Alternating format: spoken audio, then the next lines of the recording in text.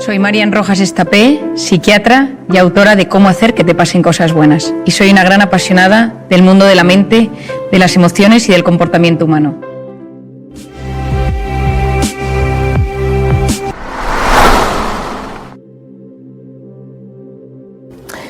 La inteligencia emocional es meterle, como decíamos, inteligencia a la emoción.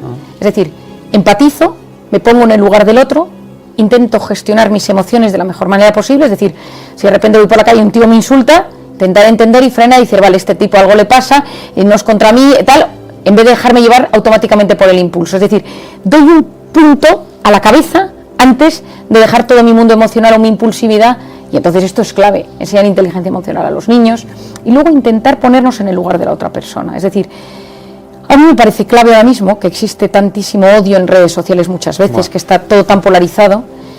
La inteligencia emocional, la oxitocina, se activa cuando tú ves la cara de otra persona.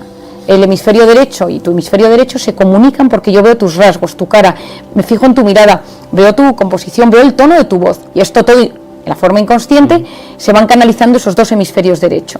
Esto se origina desde que la madre coge a su bebé en brazos y empieza el apego, los dos hemisferios se empiezan y todo eso genera conexiones neuronales y ayuda a que ese niño se desarrolle de la mejor manera posible.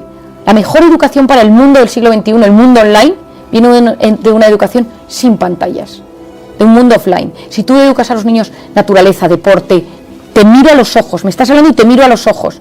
Tú no puedes estar hablando de un niño que esté jugando a las maquinitas. Tú no puedes tener a tu hijo en el restaurante porque no sé, para que esté quieto y puedas hablar con los mayores con una pantalla. ¿Por qué? Porque tú le dices a él que cuando está aburrido o cuando está estresado, te estoy dando un mecanismo rápido de vía de escape. Es como si tú a tu hijo de adolescente le dices, te pongo un minibar en casa. Cada vez que te notes mal, tómate un chupito, una cerveza o algo, no te preocupes. Pues la pantalla tiene un efecto parecido. Le estás diciendo, ante el estrés y el aburrimiento, coge el teléfono. ¿Qué estás diciendo a tu hijo? No sabes aburrirte, el aburrimiento es la cuna del asombro, no sabes gestionar el estrés. Y quien no sabe gestionar el estrés es un fracasado en el siglo XXI, ojo, porque te vas a acabar enfermando. Va a haber un momento disruptivo, va a haber un momento de dureza, porque claro, al final no quieres que tu hija sea el raro de clase, no quieres que tu hijo sea el que todos miran raro porque no está metido en ese mundo digital, videojuegos, pantallas, Instagram, lo que sea.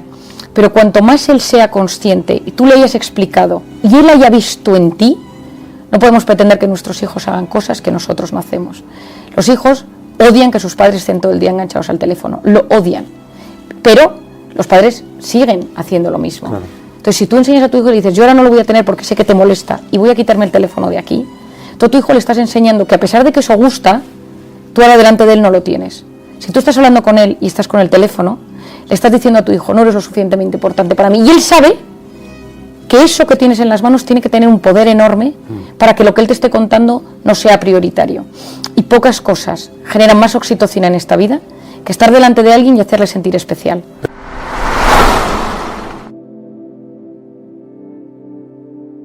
Dicen los que saben, hay investigadores muy potentes que lo explican, hay un francés, hay un alemán y tal, que es la primera vez en la historia que los hijos son menos inteligentes que sus padres, tratando inteligencia como capacidad de prestar atención, de filtrar lo importante de lo fundamental, de saber gestionar la vida, o sea, es decir, inteligencia emocional, inteligencia social, inteligencia práctica, teórica.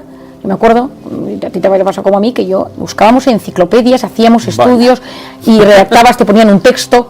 A día de hoy, los chicos escriben un WhatsApp en 4 palabras, 5 tal, aprende a hablarme, dime las cosas, exprésate, habla, ¿dónde vas a encontrar esta información?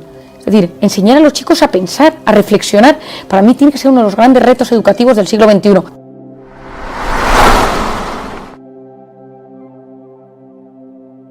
Bueno, yo siempre he tenido una gran inclinación a ayudar, o sea, siempre desde pequeña me ha encantado. De hecho, probablemente parte de mi gran sufrimiento a día de hoy es que no puedo ayudar con todo lo que está pasando, tanto como me gustaría, pero claro, tienes 4 niños, al final hay un pico de trabajo, porque la gente, las secuelas del COVID, pero yo siempre he tenido muchísima inclinación a la ayuda. Y cuando termino mi carrera de medicina, una amiga me dice, Marian, vente conmigo a Camboya a sacar niños del basurero de Phnom Penh, un basurero de los peores del mundo, pues en un país pobre, el basurero de un país pobre, te imagínate, niños de 3, 4, 5, 6, 7 años, recogen lo poco que encuentran y lo venden. Y entonces, para poder ayudar, intenté leer todo lo que hubiera escrito sobre la psicología de los asiáticos, la psicología pues, la historia de Vietnam, la historia de Camboya, los Khmeres rojos, Pol Pot, porque cuando entiendes la historia de un país eres mucho más capaz de ayudar a las personas que allí están. Y allí descubrí a una señora maravillosa, Somal Imam, que había sido Premio Príncipe de Asturias. La historia es muy larga, pero el caso es que acabé encontrándomela en Camboya y me fui a trabajar con ella. Y entré en los prostíbulos, entré en los karaokes, me fui a vivir a su casa y descubrí el mundo terrible de la prostitución. Pero ¿qué pasa? Que ayudé, comparado con lo que habría que ayudar, ayudé poquísimo, pero ayudé. Empecé a investigar el trauma, empecé a investigar el mundo sexual, qué pasa con las primeras relaciones sexuales en el cerebro de las personas, cuando algo es deseado y no es deseado, cuándo estamos preparados, qué pasa con la infancia, cómo hay que tratar a los niños y cómo hay que demostrarles cariño. ¿Cómo ayudas a superar heridas del pasado tan duras como una niña cuya padre o madre la han vendido a un prostíbulo porque no tienen con qué dar de comer al resto de los hijos y esta es la más guapa y la llevan a un prostíbulo? Es decir, te lanzas a una realidad durísima, que gracias a Dios no vivimos todos los días, pero a veces en los extremos entiendes cosas para luego poder ayudar en el día a día. ¿Cómo buscas tú la oxitocina? ¿Qué haces en tu tiempo libre? ¿Qué te gusta hacer? ¿Qué te pone de oxitocina hasta arriba?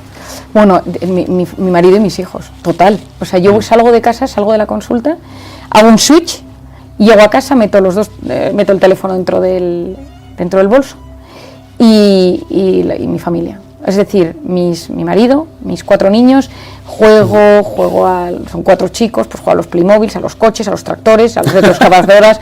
Tengo un conocimiento de 4 ruedas que nunca imaginé que tuviera un conocimiento igual. Les cuento cuentos, les cuento muchos cuentos. Ellos quieren jugar al fútbol, saltar, correr, a veces me los saco a la calle, dependiendo del invierno no tanto. Y luego mi padre, mis padres y mis hermanas. O sea, es decir, hacemos mucho plan de fin de semana familiar, vamos al campo y a mí eso me da la vida. Es decir, desconectar de Madrid, irnos al campo y ahí viene toda mi oxitocina. Al final es que es un resumen, ¿no? Como la canción de Las simples cosas, ¿no? Que cantaba Chabela Vargas. Las dejamos pasar, pero esas simples cosas, que son la familia, son los amigos, es lo que nos da la felicidad. Pero yo creo, Zapata, que cada uno tiene que encontrar su punto de oxitocina. Yo consigo todos los días eso y frenar y meterme en mi mundo interior, en meditar. Yo soy una persona que medito, que rezo, que pienso, es decir, salir del bullicio momentáneamente y decir ¡bum! Y de repente conectas con cosas, con personas, con recuerdos, con cosas que te hacen crecer por dentro y que te recargan las pilas, porque si no, no hay forma de volver al día siguiente a ayudar.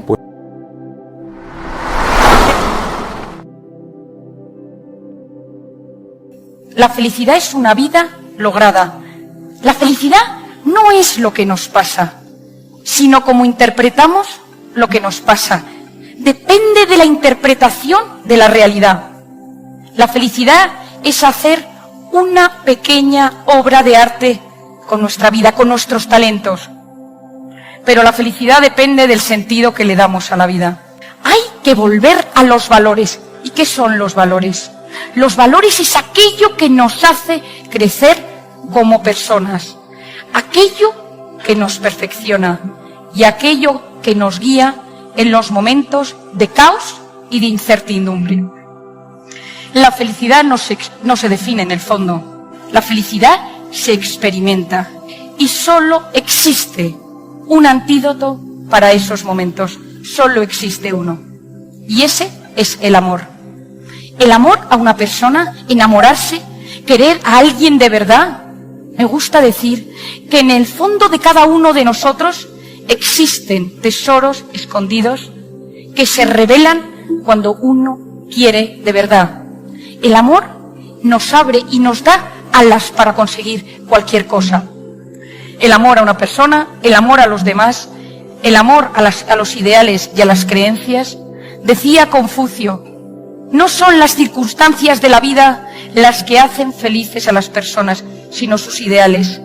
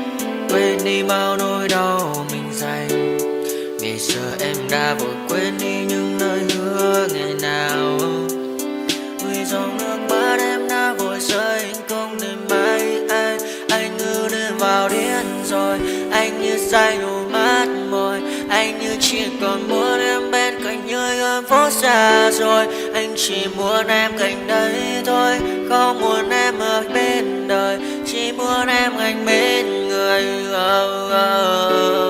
Người đã gỡ bước đi xa trong cơn mưa chiều vội vã, người đã bước bên anh khi cơn mưa qua gần vội vã.